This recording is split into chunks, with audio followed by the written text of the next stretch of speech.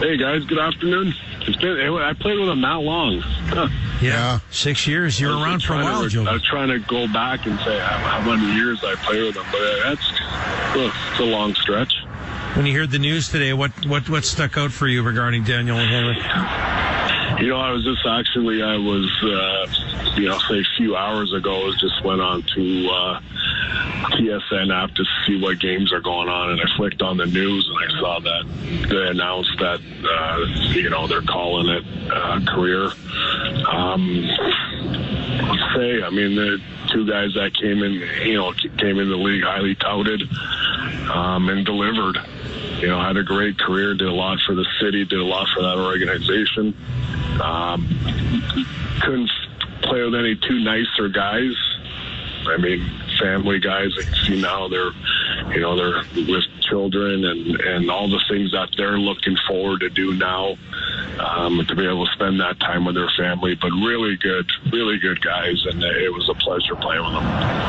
It was such an unusual situation, Jules. The Twins making the National Hockey League on the same team.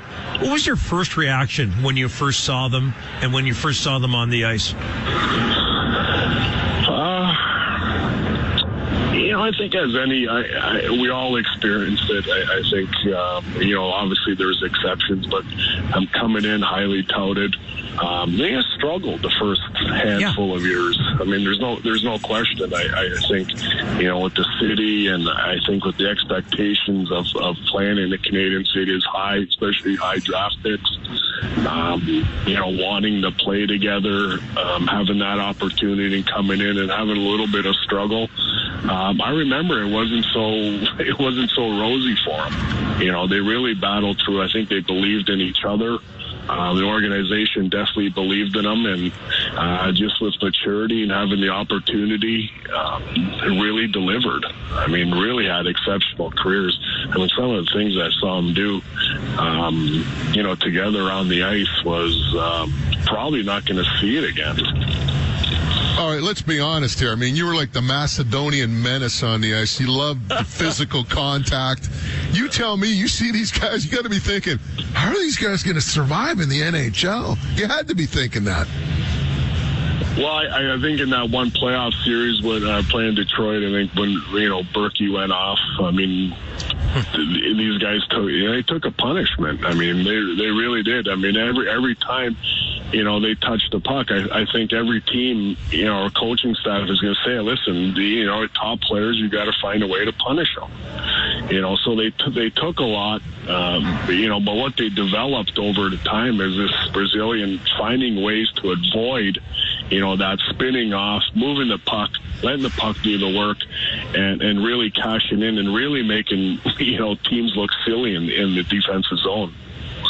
People talk about toughness. Tommy Larscheid was on the station this morning, Jovo, and he talked about the toughness that the Sedins have. There are going to be people outside of hockey or Vancouver that look at the Sedins, and you mentioned toughness, and they think of Brad Marchand in the Stanley Cup Finals.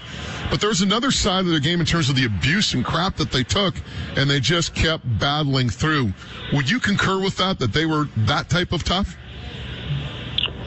For sure.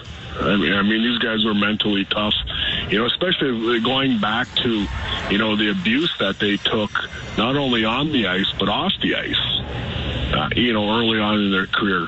I've seen a handful of guys say, okay, that's enough. I'm not going to deal with this, crap, taking it constantly. And but these guys believed in themselves, believed in each other. Let's put it this way. These guys were top picks for a reason. It just like anything, it just took them a little bit to develop. Not too long, but, and they developed into, which I think is Hall of Fame careers. Although they hit their peak when you had left Vancouver, you were playing with Phoenix and then Florida. You talked about what they were like to play with. What were they like to play against? Oh man, they caused fits. They were guys that definitely didn't hold on to the puck very long. They had the cycle game down as good as anyone I've played in 19, 20 years. Really good vision. Obviously, Danny having a little bit more of a knack on scoring, and Hank being in the disher.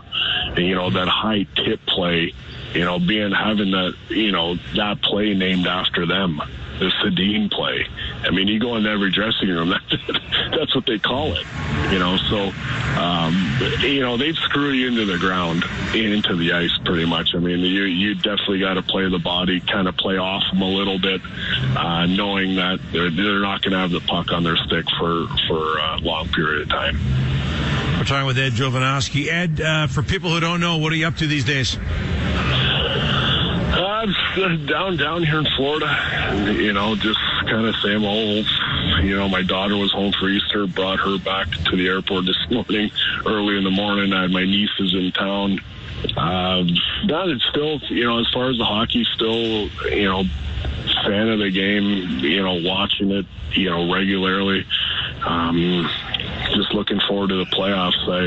I was kind of hoping the Panthers here had a little bit of a hiccup here the last few games that I think end up burying them. But it's other than that, just being a dad and just enjoying my time down here. Has your golf game got good enough to beat Brad May? I forgot that, too. I've been playing some golf. Hey, just don't hit any shots off railway ties, all right? We all know what happened there. Heading out west. I'm going to Las Vegas on Wednesday. 20 guys. We do a Masters tournament every year, so looking forward to that. But I actually spoke with Mayday probably a couple months ago. He's doing a good job doing his gig now, Vegas, so it's always good catching up with those guys, yeah. No shots off railway ties and tracks. Stay away from them. Bad stuff happens. Pardon me? Says don't hit any shots off the railway tracks like in Whistler. You remember that training camp? Yeah, I remember that. Moj, if it was one of your tournaments, he probably doesn't remember. Thanks, Jovo. Thanks, Jovo. Hey, guys, thanks. Anytime. This TSN 1040 podcast is powered by Metro Ford. It's hard to beat a Metro Ford deal in Fort Coquitlam and online at metromotors.com.